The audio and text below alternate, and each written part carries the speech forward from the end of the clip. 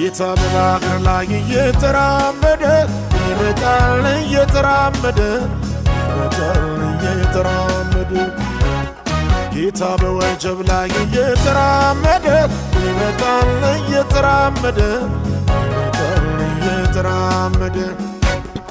አይችልም አልልም ሲችል አይቻለሁ ሲችል አይቻለሁ አስጀምሮ ጌታ አይቀርም አምናለሁ አይቀርም አምናለሁ ይህ ጭንቅ ጊዜ በጌታ ያልፍና በራሱ ያልፍና ለክብር መጣለው ደግሞ ለምስጋና ደግሞ